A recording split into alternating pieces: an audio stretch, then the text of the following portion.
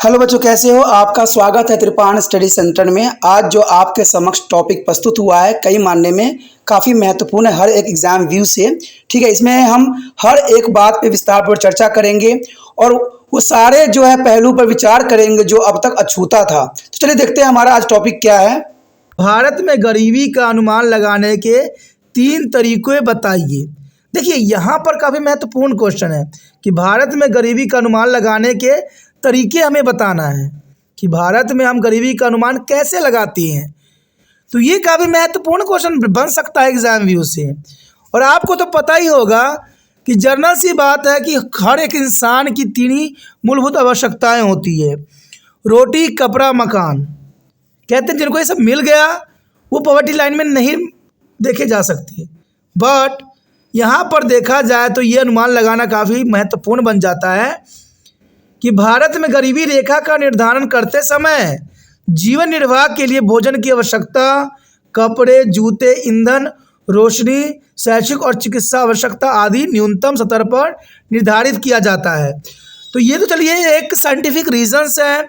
यहाँ पर देखा जाए तो ये काफ़ी महत्वपूर्ण डेफिनेशन के अंतर्गत यहाँ दिखाया गया है कि भोजन की आवश्यकता, कपड़े, जूते, ईंधन और रोशनी और शैक्षिक चिकित्सा आवश्यकता आदि न्यूनतम स्तर पर इसमें निर्धारित की गई है। तो ये काफ़ी महत्वपूर्ण है। देखा जाए अगर भारत में गरीबी का अनुमान लगाने के तरीकों का है यहाँ पर हम चर्चा करने हैं, तो हमारा यहाँ कुछ पॉइंट है जिसके अंतर्गत आप इसको क्लियरिटी के साथ समझ में आएगा। देखा जाए तो भारत में गरीबी का अनुमान लगाने के लिए हम उम्र, लिंग, क्षेत्र और काम के आधार पर कैलोरी की आवश्यकता गरीबी का अनुमान लगाने के तरीका होता है। हमने ये निर्धारित किया है कि उम्र के हिसाब से, लिंग के हिसाब से और क्षेत्र और काम के हिसाब से कितने व्यक्तियों को कितनी कैलोरी की आवश्यकता होता है, तो उससे हम गरीबी का अनुमान लगाते हैं। मान लीजिए कोई व्यक्ति को जो है कैलोरी दिन में पर डे हिसाब से जो है ढंग से नहीं मिलता है, कम मिलता है, तो जनरल सी बात है वो व्यक्ति गरीबी रेखा से नीचे होगा। अगर आप स्वयं भी नहीं खाते हो तो वो भी आप गरीब ही हो एक तरह से देखा जाए तो, क्योंकि प्रत्येक व्यक्ति को जो है जितना कैलोरी पर डे की आवश्यकता होती है वो लेना ही जो है इम्पोर्टेंट होता है। और ये कैलोरी निर्धारित हम कर सकते हैं। यहाँ पर भारत में औसत कैलोरी की आवश्यकता ग्रामीण क्षेत्र में देखा जाए तो 2400 प्रति व्यक्ति प्रतिदिन है, और यही शहरी क्षेत्र में हम देखें तो यहाँ पर 2100 प्रति व्यक्ति प्रतिदिन है। अब यहाँ पर समझ में आपको ये नहीं आ रहा होगा कि ग्रामीण क्षेत्र में अधिक और शहरी क्षेत्र में कम क्यों।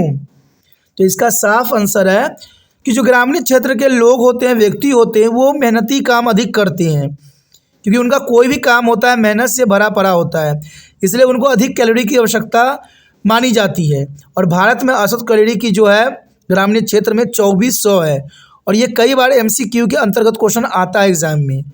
और शहरी क्षेत्र में कम इसलिए है क्योंकि शहरी क्षेत्र में लोग जो है घर में सोते हैं और घर से उठते हैं और गाड़ियों में ही जाते हैं। इनका जीवन भागम भाग तो रहता है लेकिन सब मशीनों के अंतर्गत होता है, तो इनको अधिक कैलोरी की आवश्यकता नहीं होती है, इसलिए शहरी क्षेत्र में जो है 2100 कैलोरी जो है निर्धारित की गई है, और भी प्रति व्यक्ति। तो ये काफ़ी महत्वपूर्ण है। यहाँ पर ग्रामीण क्षेत्र में 2400 प्रति व्यक्ति कैलोरी प्रतिदिन की आवश्यकता पड़ती है, और वही शहरी क्षेत्र में 2100 प्रति व्यक्ति प्रतिदिन की आवश्यकता पड़ती है। तो ये MCQ के अंतर्गत भी क्वेश्चन पूछे जा सकते हैं। उसके बाद देखें तो भारत में गरीबी का अनुमान लगाने के एक और भी तरीका है कि प्रति व्यक्ति आवश्यक मौद्रिक व्यय भी गरीबी का अनुमान लगाने का तरीका है। यानी प्रति व्यक्ति मौद्रिक व्यय कि कितना पैसा हम व्यय करते हैं, तो ये भी एक अनुमान लगाने का सबसे महत्वपूर्ण और आसान तरीका है। आगे देखते हैं और कौन कौन से तरीके हैं। आगे पॉइंट पे अगर हम बात करें तो कहते हैं वर्ष 2000 में एक व्यक्ति के लिए गरीबी रेखा ग्रामीण क्षेत्र के लिए 328 रुपये और शहरी क्षेत्र के लिए 454 रुपये प्रति माह तय की गई थी। अब देखिए ये अनुमान लगाने का सबसे बेस्ट तरीका था।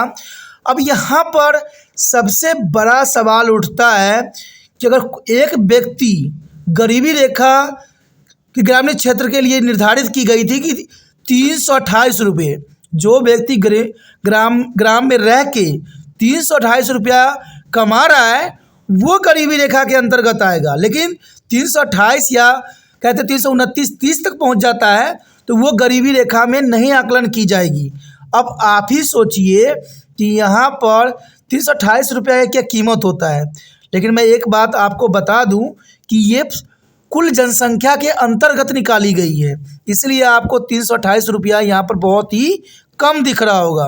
क्योंकि देखिए भारत की जनसंख्या होती है देखिए इसका आपको मैं सिंपल बता देता हूँ कि मान लीजिए अगर आपके घर में 5 व्यक्ति हैं लेकिन कमाने वाला सिर्फ एक है, तो ये जो कमाने वाला व्यक्ति है उसका इनकम जो है 5 भागों से डिवाइड होगा। यानी जितना कमाता है वो सारे पैसे रखिए और उसको 5 से डिवाइड कीजिए, और जो भी पैसा आता है वो प्रति व्यक्ति आय होगा। क्योंकि जो नहीं कमा रहे होते उनका भी आकलन की जाती है।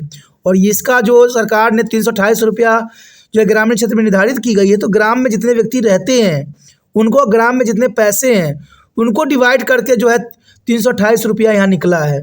तो ये है कि 328 रुपया प्रति व्यक्ति प्रति माह तय की गई है। और वही शहरी क्षेत्र में देखा जाए तो इसकी आकलन थोड़ी अधिक है, यहाँ 454 रुपये प्रति माह के तय की गई है। ये सब देखना और समझना बड़ा ही आसान है, लेकिन यह कन्फ्यूज़न भी रहती है।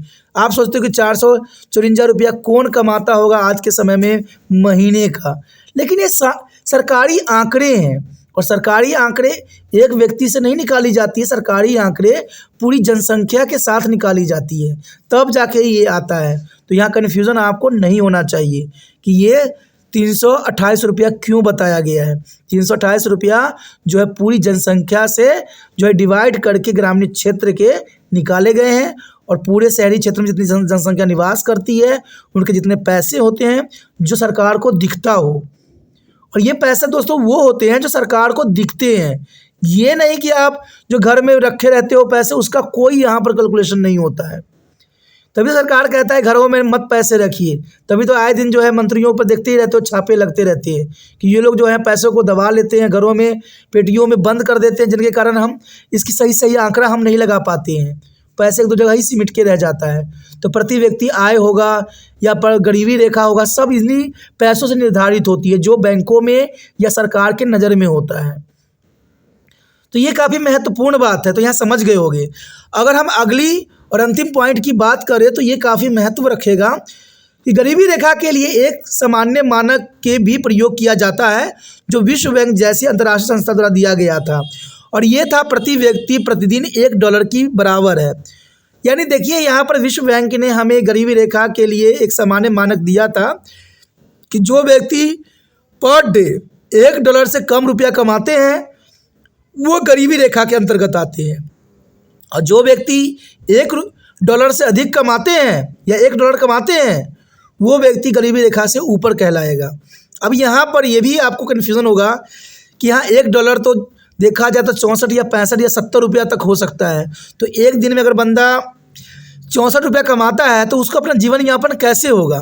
तो इस बात को आप यहाँ पर बहुत आसानी से समझ सकते हो कि मान लीजिए अगर आपके परिवार में 5 व्यक्ति हैं, कमाने वाला सिर्फ एक है, तो एक जो है एक दिन में अगर 500 रुपया कमा रहा है, ठीक है, तो उसको 5 से डिवाइड कर दीजिए तो 100 रुपया आ गया। तो एक यानी पर डे एक व्यक्ति का जो है 100 रुपया हुआ। अगर मान लीजिए कोई व्यक्ति 500 रुपया भी नहीं कमा रहा हो, कम कमा रहा हो, तो यहाँ पर 64 रुपया जो है एवरेज लिया गया है, क्योंकि हम पूरी नहीं देखते हैं। कोई बंदा एक दिन में लाखों रुपया कमाते हैं, कोई 500 भी नहीं होते, कोई 300 भी कमाते हैं। तो यहाँ प्रति व्यक्ति जो यहाँ बताया गया है प्रति व्यक्ति $1 के बराबर माना गया था, जो ये अंतर्राष्ट्रीय हमें जो है विश्व बैंक ने दिया था। विश्व बैंक ने साफ शब्दों में बताया था कि जो व्यक्ति पर डे $1 से कम कमाते हैं वो गरीबी रेखा के नीचे होंगे, और जो $1 के बराबर कमाएंगे वो गरीबी रेखा के ऊपर होंगी। तो जर्नल सी बात है, और ये जो है लोग घर में जितने सदस्यों की संख्या है उससे डिवाइड करके ये निकाली गई है। तो ये क्लियर हो जाना चाहिए आपको, कोई मुश्किल नहीं है, बहुत आसान है, ठीक है। इसी के साथ हमारा एक क्वेश्चन भी खत्म हो जाता है जो काफ़ी महत्वपूर्ण था, एग्जाम व्यू से भी महत्वपूर्ण है। इसमें बहुत से ऐसे क्वेश्चन हैं जो MCQ के अंतर्गत आपको एग्जाम में आ सकता है, इसलिए इस क्वेश्चन को अच्छे से समझने की कोशिश कीजिए और नोट भी कीजिए, ठीक है।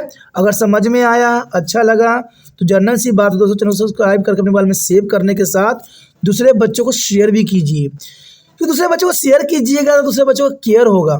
और तिरपान स्टडी सेंटर का एक ही उद्देश्य है कि वीडियो हर बच्चे तक पहुँचे जो 9th क्लास में है, क्योंकि मैं चाहता हूँ कि आपको सही ज्ञान हो और आगे आप सही के साथ आगे बढ़ो।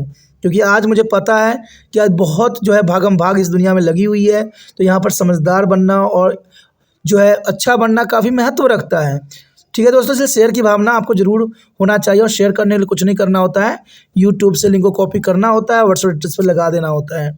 जिनको देखना होगा देखेंगे, जिनको नहीं देखना होगा नहीं देखेंगे। क्योंकि आप विद्यार्थी हो तो आप ज़रूर बहुत से जो है मित्रों के कॉन्टैक्ट अपने पास रखे होंगे, व्हाट्सएप होगा, तो वो जनरल सी बात है। जब स्टेटस पे लगाओगे तो आपके मित्र भी जो है वो खोल के देखेंगे और उनको अच्छा लगेगा तो रहेंगे त्रिपाण स्टडी सेंटर के साथ। नहीं अच्छा लगेगा तो क्विट कर जाएंगे, कोई प्रॉब्लम नहीं है इसमें। ठीक है, अगर पहली बार मेरे पास चैनल पे आए हो, पहली बार वीडियो देख रहे हो, समझ में आ रहा है, अच्छा लग रहा है, तो आप जाकर चैनल सब्सक्राइब कर लीजिए। कि जो चीज़ अच्छा लगे उसको सेव कर लेने में ही फ़ायदा है, क्योंकि बाद में शायद प्राप्त भी ना हो। इसलिए सोचिए नहीं, विचार ना कीजिए, अभी त्रिपाण स्टडी सेंटर को सब्सक्राइब करके अपने मोबाइल में सेव कीजिए।